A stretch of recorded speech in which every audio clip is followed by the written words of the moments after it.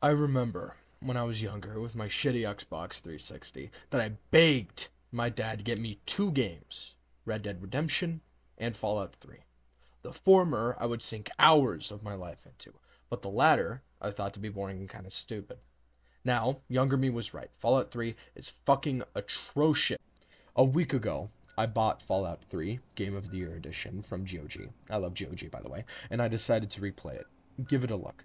The footage you're seeing is my gameplay, but please note that it is lightly modded in two aspects. One, if you've played Fallout 3, you know that the dementia-ridden chimpanzee who is the game designer decided that there should be no iron sights because he is, of course, a bastard. So, I installed a mod that added those in. Two, the Pip-Boy light illuminates the equivalent of fuck all, so I've installed a mod that increases its range. Those are the only two mods I've installed for my playthrough. Aside from that, everything else is completely vanilla gameplay. Before we get on to the main point, I think I should just give a quick history on the original Fallout and its dev team. Gonna be about 5 minutes tops, I promise. Fallout 1 was a game made by Interplay Entertainment and Tim Kaine specifically. It has a semi-futuristic 1950s aesthetic and takes place in a post-apocalyptic world where the Earth was destroyed by nuclear hellfire. It's an action RPG, meaning you have skills, perks, a nice assortment of weapons, cool dialogue. You know what a fucking RPG is. The series was handed off to Bethesda, who made Fallout 3. I'm not talking about Fallout 2 or Tactics or Brotherhood because they don't serve a purpose here, just trying to give a quick background. I also recognize that some people may be having a goddamn aneurysm due to me not mentioning Fallout New Vegas or 4 or whatever. I love New Vegas. If New Vegas was a woman, I would very compassionately have sex with it. But we aren't talking about New Vegas. That'll be for later. Maybe. I don't know. Okay. Background spiel over. Uh, do the segue. Under segue here. I don't give a shit.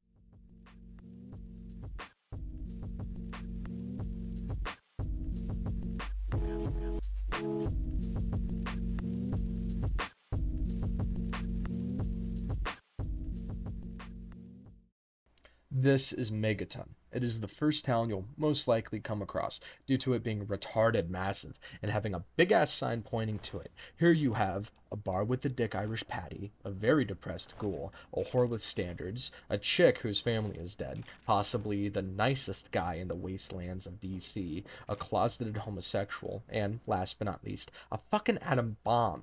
Yeah, that's right, that's a goddamn bomb in the middle of town, just undetonated. They worship it. You can do a quest to blow it up. I didn't personally, but if you talk to the closeted homosexual, you can do it if you'd like. The most perceptive of viewers may have noticed that I've forgotten somebody. In the general store, Craterside Supply, you can find a woman named Moira Brown with possibly. Keep up the great research, super assistant. Hey, book's coming along well, thanks to you. What's next? The most hated voice any person has had to deal with known to man. But Moira, for some godforsaken reason, has a special place in my heart. Moira, despite her perceived stupidity and annoying voice, has a pretty big job for you. She wants you to go out and do a bunch of dangerous stuff so that she can write your experiences down in a book and give it away so people can survive the wasteland. A wasteland survival guide, if you will. Just a quick note here. I'm making this video after doing the quest, so some voice lines I couldn't record. I may be using footage from other people and sources, which I will link in the description. She, in no particular order, wants you to break bones, scour a fucking minefield, get deadly radiation poisoning, blow up mole rats, visit a swinger sex boat, visit a library, and a lot more that I won't name. There are two levels to Moira I want to discuss. One, a technical gameplay level, and two, on a more storytelling, world building level. We're going to start with the technical level. Moira has two reasons for existing. One, providing gear, such as weapons, ammo, and armor to the player, and two, providing exploration opportunities to the player. That second one is what we're focusing on. Moira wants you to head all over the place, where, in all likelihood, on the way there you'll find a bunch of other random locations. Many quests do this, such as Blood Ties and Arfu, but Moira is particularly notable due to being possibly the first quest giver a player will encounter, aside from the closeted homosexual and the chick whose whole family is dead. Moira has you visit quite a few locations spanning the wastes. A supermarket, a minefield, the Arlington Library, Rivet City, the Robco headquarters, Mirelurk nests, sewers. You get the drill. This encourages exploration with great rewards, typically at the location you're heading to, and places and or encounters along the way you may find. Not only that, but some of these quests point to story-specific areas. Robco is right outside Tenpenny Tower, the closeted homo's love mansion, and Rivet City is where my QT Asian girlfriend resides. Now, some quests also provide another purpose, teaching the player about many of the game's systems. In the first chapter, one of the quests is getting radiation sickness. Imagine you've never played a Fallout game and you have no idea what radiation does. That would be 8 years old me. This questline makes you go, okay, radiation gives me stat debuffs and generally makes it tougher to live for a long time. Cool. Not only that, but if you get super sick, I mean fucking elephant's foot level sick, you get a buff giving you a perk called Rad Regeneration. You learn a component of the game and are given a reward for it. Also in the first chapter is traversing the minefield. A sniper named Arkansas will take shots at you. All the while you must disarm mines and make it to the playground. This teaches effective cover, such as the fact that cars will explode violently when damaged enough, how good sneaking is, and that disarming mines is even an option in the first place. In the second chapter of the Wasteland Survival Guide quest, the player must injure themselves, preferably below 50% of their max health and with a broken bone or two. This teaches the player about grave injuries, albeit a tad bit late in the game if you're really traversing the wastes, and, with the optional cripple limb objective, gives you a pretty good suit that increases your medicine skill and radiation resistance. Moira, in a game technical aspect, serves as a place to provide interesting places to explore, teach about a variety of gameplay elements, and acts as a trader to drop off all that loot you probably got from exploration. So, she serves a pretty good deal in game design. What about story-wise? What does her character say about the wastes of the wasteland? Fallout 3 is,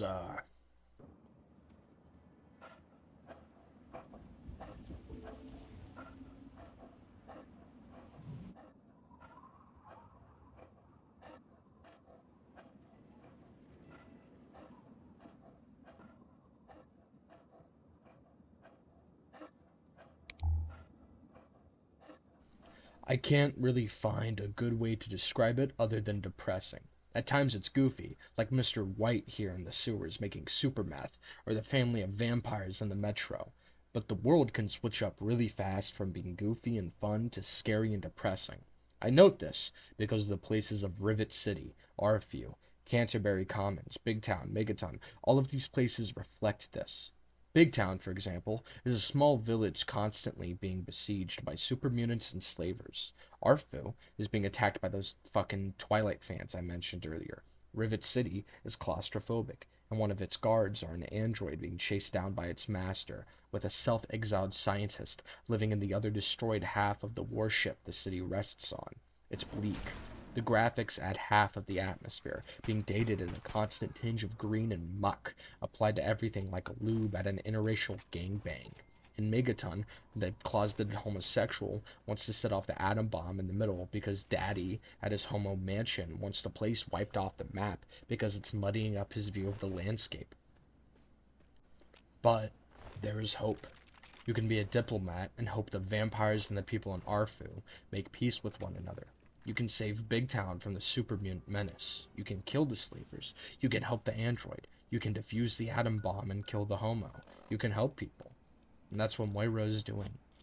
This whole video idea started when I decided to traverse Moira's dialogue options. I'm gonna let one dialogue tree speak for itself. No, it's like, did you ever try to put a broken piece of glass back together? Even if the pieces fit, you can't make it whole again the way it was. But if you're clever, you can still use the pieces to make other useful things. Maybe even something wonderful, like a mosaic. Well, the world broke just like the glass, and everyone's trying to put it back together like it was. But it'll never come together the same way. maybe. I've certainly heard people say that. But isn't it also human nature to try to do better than we always have? Please, I've got to at least try to make the world better. And I can't do it on my own. I need your help. Moira, sitting in that supply shop right next to an atom bomb, simply wants to help people. This character, who I remember as being widely regarded as extremely annoying and a waste of the player's time, wants to help but just needs a leg up to actually do it. So, when your character walks out of the vault lazy-eyed and uneducated about the state of the world, she hires you and rewards you pretty handsomely for your work. Hell, if you do a good enough job, Three Dog, who's a radio personality, talks about the book and says it's a must-have for anybody on the wastes. Then, you can get a random encounter where somebody thanks you and maybe even pays you for making the book. Now, this is the part where I actually need to admit something. I don't like being evil in video games. My small heart and morbidly obese body can't handle being bad to NPCs in an RPG. Maybe that's why I like this quest so much. Because despite the horrificness of the wastes, you can do something to help people. You can provide hope. Thank you for watching. Thanks to my 12 subscribers. I know you came here for Team Fortress 2 clip comps, but maybe I want to do something else. Links are in the description for resources and or footage used if I used anything that isn't mine. Once again, thank you for watching. I hope you enjoyed this video.